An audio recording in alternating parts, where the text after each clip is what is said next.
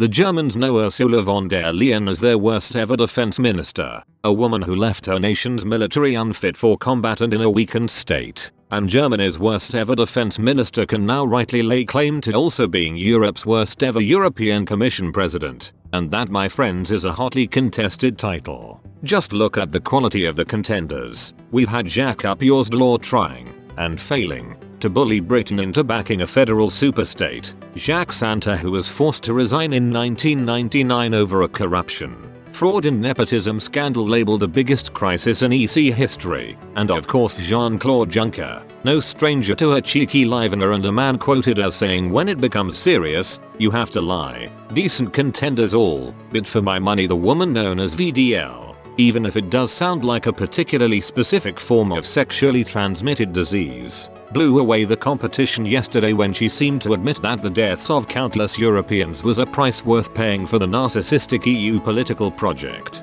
She was quite rightly under attack for her appalling handling of the EU's COVID vaccination program, which has seen the UK successfully vaccinating almost 15 million people while other European nations have barely got out of the starting blocks. VDL said the EU's cumbersome, centralized, and arguably negligent response had been slower but necessary, and that allowing countries to make their own COVID arrangements would have led to vaccine nationalism. Specifically, she said this: what would that have meant for our internal market, and for the unity of Europe? It would have been, I think, the end of our community. See what she's saying there? If some of you plebs have to cop it, well, tough. So long as our sacred EU dream remains intact, that is what matters. That is what must be protected at all costs. I don't think you need to be a trained epidemiologist to surmise that delays to administering the COVID vaccine will result in excess deaths. But the EU is still against member states dealing with their own COVID problems themselves. It seems so damning, so psychotic.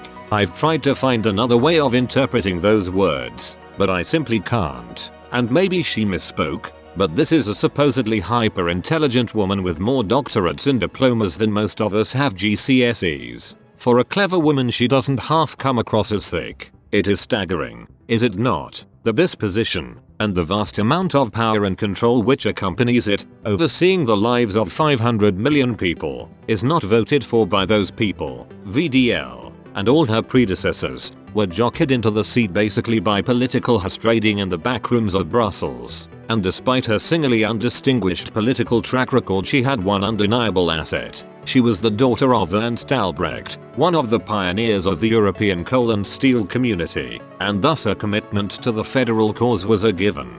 But even her most ardent fans must be beginning to wonder. It's only a handful of days since VDL caused the world's collective jaw to drop when she proposed steamrolling over the Good Friday Agreement by setting up a hard Irish border, simply because she was having a tantrum. Britain, which acted 3 months before Brussels, had better access to COVID vaccines and she did not like it one bit. She now says, mistakes were made leading up to the decision and I deeply regret that. You may conclude the real mistakes were made leading up to the decision to ever appoint her EC president in the first place.